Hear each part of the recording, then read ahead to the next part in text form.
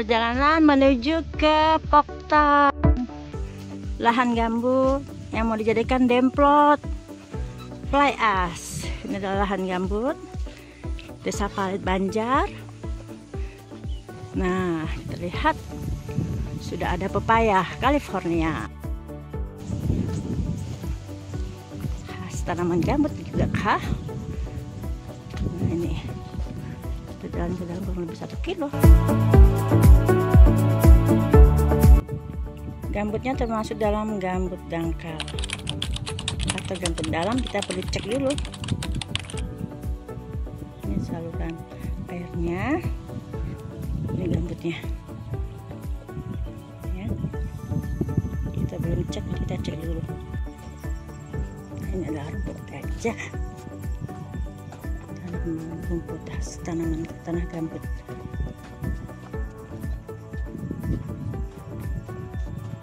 Sampai ini adalah lahan DRGM. Nah, sudah pada panen jagungnya. pH atas 3, kedalamannya 4 meter, dan rencananya akan dibudidayakan.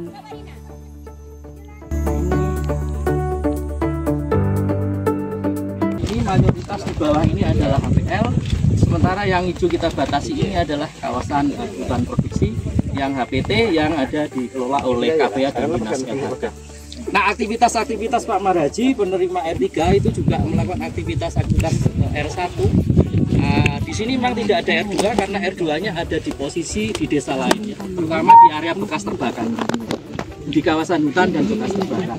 Ini aktivitas yang lain antara lain ya pemeliharaan, kemudian kalau ada kerusakan dilaporkan kami diperbaiki, kemudian juga ada edukasi, edukasi juga ada memantau tinggi muka air. Seperti saat ini juga ada operasi-operasi pembasahan, tentu saja dengan terima kasih Pak Babinsa, Pak Bambang Timas yang hadir dan lain sebagainya. Unggulan di sini Pak R3 memang dari 2019 itu sudah dikembangkan kurang lebih 13 tanaman pertanian Pak. Tanaman pertanian yang ada di sini salah satunya yang paling banyak sebetulnya dominan ini memberikan kontribusi adalah semangka. Kemudian juga jahe. Lalu yang unik adalah bibit jahe sudah diproduksi oleh Pokmas ini untuk dijual di sekitar. Apa yang terjadi ya di KHG ini yang tadi kita bekerja 2019 itu angka kebakaran hutan juga relatif menurun. Ini adalah hotspot. Yang menarik ketika hotspot tinggi juga ternyata tidak diimbangi dengan luasan terbakar yang luas, artinya kemungkinan reaksi cepatnya, edukasinya berjalan. Nah, ini gambarannya secara umum di lokasi ini, lokasi R3. Memang 13 ini tadi itu termasuk yang Pokmas ini, Pokmas yang jago ya, termasuk yang champion kalau menurut saya. Kita juga mengembangkan BUMDes. BUMDes kita fasilitasi dengan dimodali untuk jual beli saprotan ya Pak Kades ya, BUMDesnya. Nah, kira-kira gambarannya itu mungkin Pak Marhaji bisa cerita kesan-pesannya. Kebetulan ini ada acara bukan acara, saatnya panen gitu ya, panen semangka Pak, karena sudah siap. Pas kita datang pembelinya juga nunggu sebetulnya sudah siap ya, kebetulan aja ada kita datang, kita panen raya aja gitu. Nah, moga Pak Marhaji Ketua Poktan bisa menerangkan di mana sejarahnya tahun berapa dimulai bantuan. Saya nambahkan aja sedikit Pak ya. Ini awal kami dapat bantuan 2019 Pak, penggunaan lahan. Pak Marhaji. Nah, ini selanjutnya penggunaan lahan dan kemudian ini luas lagi sih Pak. Ini contoh bukan di desa kami ini Pak. Tapi pernah kejadian juga. Pernah terjadi juga pada tahun 2019 sampai 2020. Kayak gitu. Nah, lebih parah dari ini Pak. Dan kami juga berterima kasih kepada BRG karena bantuannya dengan masyarakat kami di sini, khususnya kelompok Limbah Hijau 1. Kami jadi semangatnya itu Pak gini Pak. Awalnya kami kan di sini ini, kalau petani-petani itu bakar semua Pak. Jadi kan awal dapat bantuan tidak boleh dibakar. Jadi kami memang sulit pertama Pak. Tidak sulit, lahan tanpa bakar. Apa sulit? Sulitnya ya seperti semak seperti ini Pak. Kalau tidak dikerjakan dari lama ini susah. Alhamdulillah Jadinya seperti ini Pak. Hasilnya juga ada, dan kebetulan kami ada kegiatan perawatan kanal dari BRGM. Jadi bantuan BRGM. Masyarakat lain akhirnya ngikutin apa nih? Yang awalnya tanam 1 hektar dua bedeng, 3 bedeng Pak. Jadi kami tanam itu berhasil. Jadi sekarang ini agak berkembang. Oh, dasarnya itu kami pakai ST 36. Kotoran hewannya apa Pak? Kotoran hewan kalau tidak, cuman risiko yang banyak itu kan tai ayam. Ayam itu terlalu banyak risikonya Pak. Apa? Ulatnya. Kalau tai sapi itu agak kurang nih Pak. Tapi di sini Kami kebanyakan pakai tai sapi. sapi ada sini. Ada Pak. Banyak ya?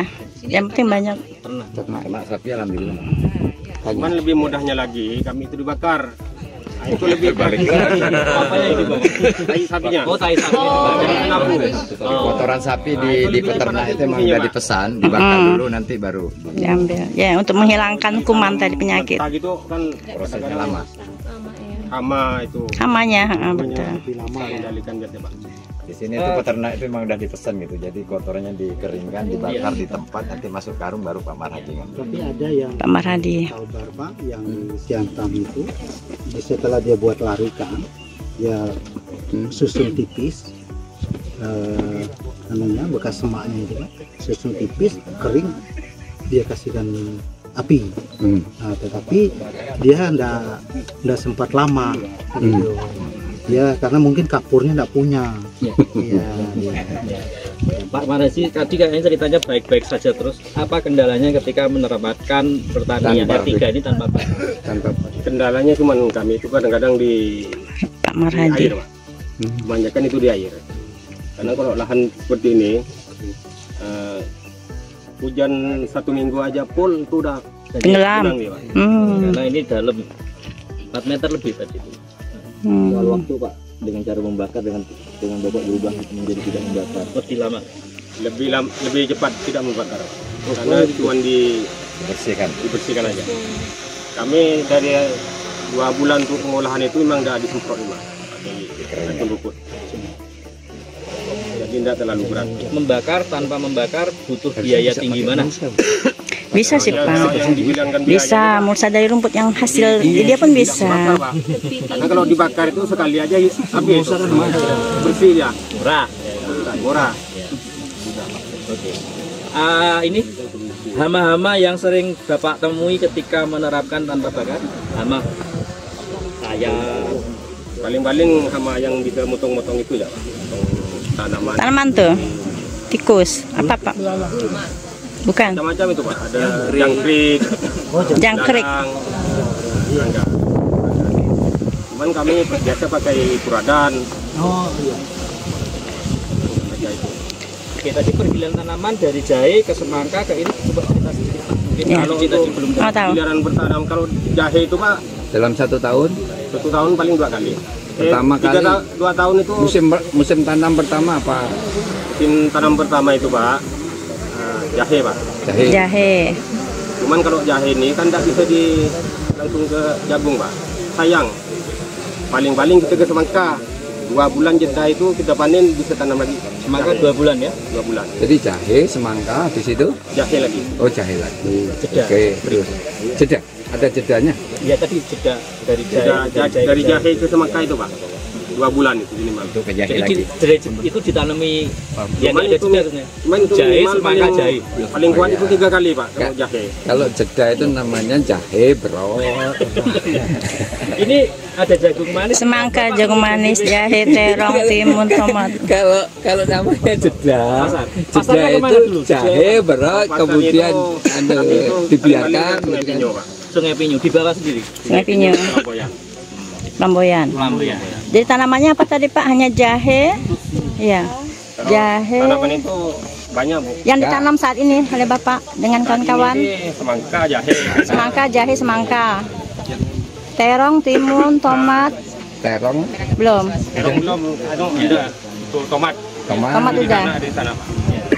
Jadi kalau lihat ini bantuan kami 2019 Di awal bantuan itu menanamnya banyak sekali nih. 1, 2, 3, awal. 9 macam, 9 jenis. Sama Pak Maraji. Jadi ini agak turun Pak 2021 ini karena Covid. Jahe itu anjlok. Bukannya malah laku tapi anjlok. Katanya untuk vitalitas. 2022. Nah itu masih kena. Ini kena. Oh cabai lebih besar ya. Lebih besar. Jadi sekarang sudah mulai ketemu pola Pak, kalau saya lihat. Jadi dia sudah mengurangi jenis. Dipilihlah yang adaptif. komoditi besar ini. Ya, semangka, jagung manis, jahe. Semangka, kemudian jahe jadi utama. Ada cabai masih ada, yaitu yang ini. Tantangannya Mas Jani adalah membuat pola pendapatan masyarakat dengan cara bertanam, based on bercocok tanam. Itu pola pendapatan masyarakat. Pola pendapatan masyarakat harus ngomong yang setahun, pendek, yang harian. Nah, dengan demikian pilihannya Bu kan harusnya Bu ya, tumbang sari. Emang tumbang sari. Harus tumbang sari pilihannya, jangan monokultur. Tumbang sari misalkan di sini yang paling banyak misalkan cabai besar sama cabai rawit yang bisa dipanen harian atau mingguan, sehingga pendapatan masyarakat rutin. Ada. Kacang panjang? Ada. Kacang panjang. Yang pendek ya Pak? Sebulan, panen sebulan. Sebulan bisa panen? Iya itu kan? Itu minimal 50 hari Pak. Iya. Kalau timun itu 40 hari. Timun baby itu kan mantap. Cabai itu lebih lama lagi Pak. Lebih lama 3 bulan. Nah, cuman begitu panen itu lama juga. Ya panen bisa setahunan kalau bisa bagus. Usianya bisa sampai 1 tahun. Usia mulai tanam sampai nanti mati itu 1 siklus 1 tahun. Tetapi pada saat sudah mulai berbunga dan berbuah itu mingguan panennya cabai. 3 bulan pertama. Minimal 3 hari Pak. Kan gitu kan? 3 bulan pertama kita jeda nggak ada panen. Tetapi setelah mulai panen itu sebetulnya kalau panennya tidak dihabisin bisa dipilih itu setiap hari. Ya, itu berapa Mas? Baik. Di atas 4 meter Pak. Yang di sini 4 meter. pH di atas berapa tadi? 2 apa ya? pH di atas 3 Pak. Oh 3. 3 sangat masam. Jadi itu juga kita bor. Nah ini gambutnya itu dalam. Mungkin di sana tadi nggak merasakan gambut ya? Nggak dalam. Karena mentul. Bahkan mungkin dari masuk dari jalan besar kita lihat mana gambutnya. Ya memang di sisi sana nggak gambut. Jadi kita ini kan sebetulnya itu pasti gambut dulunya. Ini kan di sini diuruk itu ya. Nah, diuruk dipakai pemukiman ya. gambutnya yang hijau-hijau ini. Nah, mulai batas hijau. Jadi kita masuk ini jalan besar anggap ya. Ini masuk ke sini kita tadi. Kalau diuruk sih masih oke. Sinilah Bapak. Yang repotnya kalau dibakar. Lu enggak, kalau diuruk bawahnya masih gambut. Ya. Terus sistem hidrologisnya bawah masih jalan. Lah begitu dibakar selesai. Ya. Jadi ini yang dulu area 2015-19 tuh area yang terbakar yang merah. Inilah problematik yang menyebabkan satu karena kerusakan gambut karena dikeringkan, adanya kanal-kanal kecil-kecil atau besar-besar. Nah, inilah yang ini tantangan bagi teman-teman. 1 miliar terus berkembang, bahkan nanti kita lihat di set itu juga pengembangan dari sini ya, yang mau di jahe juga. Ya.